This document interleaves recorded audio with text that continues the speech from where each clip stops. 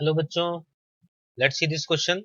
It said that a simple pendulum of length 1 meter is oscillating with an angular frequency of 10 radian per second. The support of the pendulum start oscillating up and down with a small angular frequency of 1 radian per second and an amplitude of 10 to the power minus 2 meter. The relative change in the angular frequency of the pendulum is best given by 2019 में ये question पूछा गया था mains में 11 जनवरी को second shift. इस question को solve करने के लिए हमारा की कॉन्सेप्ट होगा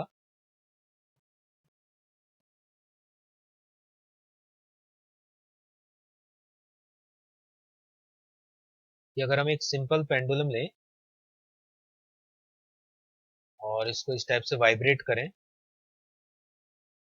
तो यहाँ पर जो टाइम पीरियड हमें मिलेगा वो मिलेगा 2 pi root over L by g, जो कि time period of the simple pendulum. इससे हम ओमेगा भी निकाल सकते हैं। इस ओमेगा को मैं ओमेगा नॉट लिख देता हूँ। ओमेगा नॉट हो जाएगा 2 pi upon T, 2 pi upon time period, so it will be root over g by L.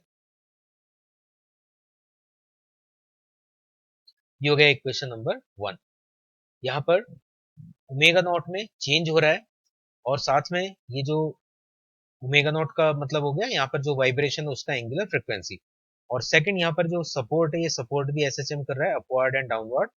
Suppose इसका एम्पलीट्यूड है इधर प्लस ए एंड डाउनवर्ड है माइनस ए, तो प्लस ए एंड माइनस ए के बीच में वाइब्रेट कर रहा है। देन इसका जो एक्सेलरेशन होगा वो होगा माइनस ओमेगा स्क्वायर ए से लेके प्लस ओमेगा स्क्वायर ए के बीच में।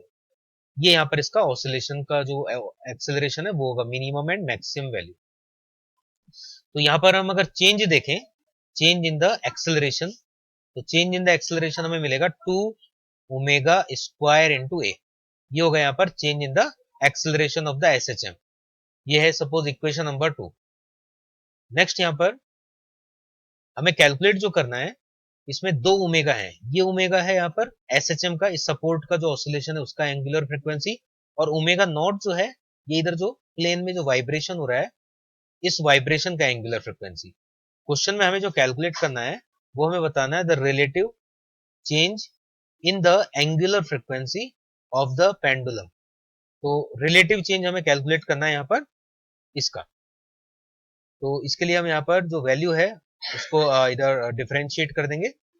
तो डिफरेंशिएट करके एरर लेंगे हम। तो यहाँ पर मैं लिख देता हूँ taking the absolute errors, taking the absolute errors, absolute या रिलेटिव भी बोल सकते हैं हम, क्वेश्चन में जैसे रिलेटिव बोला हुआ है, रिलेटिव एरर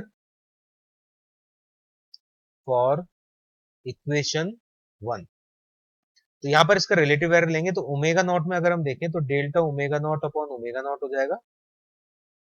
यहाँ पर एरर अगर देखें तो जी का जो पावर है वो है हाफ, तो हाफ फॉरवर्ड शिफ्ट हो जाएगा डेल्टा जी अपॉन जी।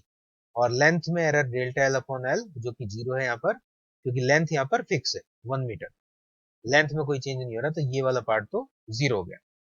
ये जो रिमेनिंग पार्ट है इसमें डेल्टा जी ये शो कर रहा है change in the acceleration, because यहाँ पर ये जो जी होता है जी यूज में लेते हैं जब कोई एक्स्ट्रा एक्सेलरेशन नहीं होता।